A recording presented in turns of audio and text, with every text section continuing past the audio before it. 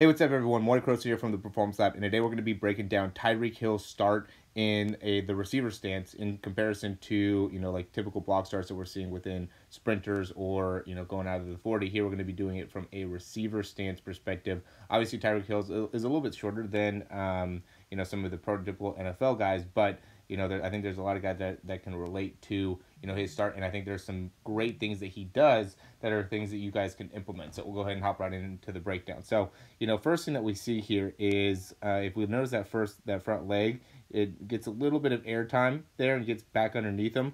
I don't think that's necessarily something that everybody needs to do. It's something that you can do, but I think the point being is really getting yourself set up to make it so you're able to really pull back here with that front foot and allow your shin angle to really come down a lot, right? So see how big of a shin angle he has and how much he's able to bend that front ankle, right? So he has a ton of ankle range of motion in order to be able to achieve that movement right there, okay? And so that's going to be very important because that allows him to drop his hip height, it allows him to drop his shoulder height, and it allows him to be able to really push off with a lot of extension and get a lot of force out of that first step as he's actually leaving and getting through, pushing out that front leg.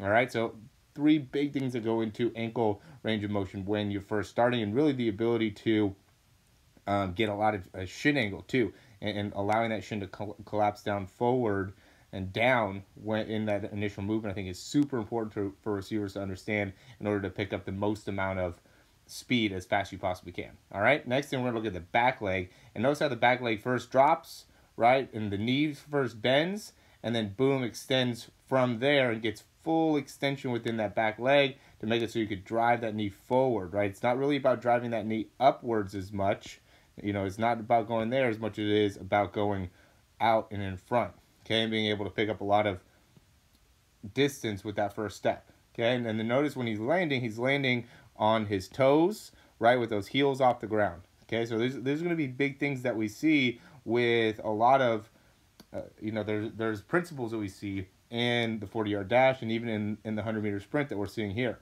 It does look like, too, with that front foot, one of the things that's interesting is it allows his foot to get a little bit more underneath his hip, right? Because he starts here, and then he brings his hip a little bit more forward, and then by bringing the foot back, he's allowed to get his foot a little bit more underneath him. And I do think that's something super important and relevant to understand, is that you do want to have your foot underneath your hip the best that you can in order to really maximize your ability to generate force, right? So being able to do that really gets him in a position where he can push off with a lot of force in that down leg, and I think it's a huge reason why he's able to accelerate really well. Another big thing is, and last real point, is just the position of the spine when he's coming off, right? Because I see a lot of people when they're in this position really rounding too early.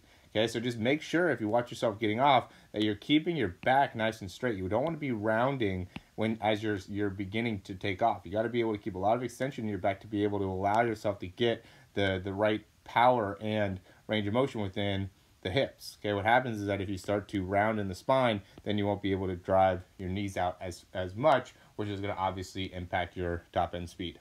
All right.